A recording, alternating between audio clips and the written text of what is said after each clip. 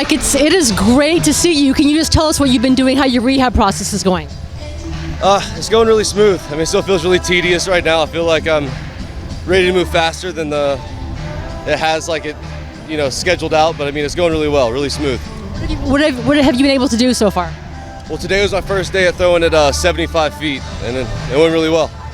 Yeah. What's the next step then? I got two weeks of 75 feet, and then go to 90 feet, and then from 90 feet to 105, and then I'm on a mound. You have been through this process before, so what is it like having to do this a second time through, and how encouraged are you by where you are now versus the last time you went through this? Yeah, I don't know if it's just like the psychology of knowing what's supposed to happen, but I mean, this one's been way smoother. I mean, I feel like there's no hesitancy in throwing, and I feel like I'm just like, I feel normal.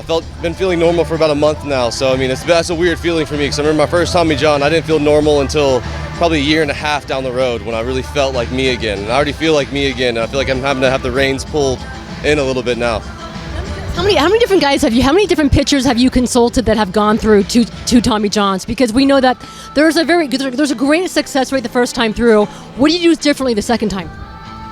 I mean, I trusted the doctors. I talked to Dr. Krimchek. He's a very personable guy, and he really gave me the stats, and we knew going into it that like they say it's a risky process, but I mean, we did a lot of research. My agency did do really diligent work and looking into it, and most of the guys that weren't coming back were guys that were over 35, getting their second Tommy John, and then you look at guys like Jameson Taillon, who came back and he's having a great year. You look at guys like Evaldi, who's had 2 Tommy John surgeries, and supposedly is the best he's ever felt too. So I think just my age and when I got it, and just the new science behind it has really progressed since in the last 9 years since I got my last one. What have you done to stay sane through this process? When you've got some downtime, I know you've been around this team. They've been playing some exciting baseball, but what do you do to go ahead and just not go nuts? I really started focusing in on diet, nutrition, and the little things. Really just pushing myself in the weight room, trying to just be pretend like weightlifting's like my job, and then reading different books and just kind of staying busy with the team and just being out here taking ground balls. Everything's just kind of keeping me connected to the game. It's making it easier. Sunshine Coffee Company. Again, you were born to be in San Diego. I firmly believe that. Probably live in OB. How's the San Diego life treating you? Oh, it's amazing. I don't want to leave. I want to be here. I want to be here as long as they'll keep me. Yeah, no, I mean, we're doing pretty much off-season lifts every other day in the weight room, so it's been good. Just I can push it during season like I normally can. Usually you only have that small window of off-season to really maximize your strength and maximize your goals for the next year. Now I get a full year to really focus and hone in on my craft in other ways in the field. You mentioned how good you felt. Does that make it that much difficult to just trust the process and be patient with it because you maybe feel like you can do more than you're able to right now? Oh yeah, I'm driving them crazy. I'm pushing every single day to try to bump up the process, but I know it's for my best interest to kind of follow the same template that they've had set out for years, and it's worked, and it's working now.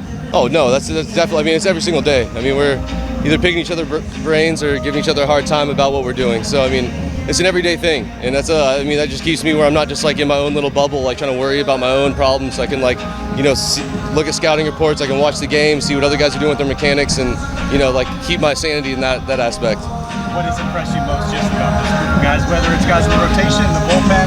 Obviously the bullpen's gotten to work, but across the board they've handled it pretty well. Yeah, I think the most impressive thing is just everyone shows at the ballpark and they're the same guy.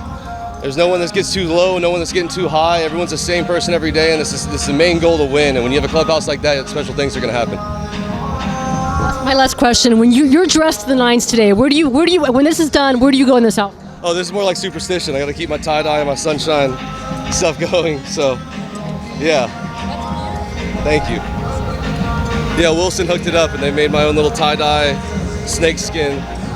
And that's actually my tattoo that's right here. And they put my tattoo on the inside as well, imprinted. So yeah, it's the little things.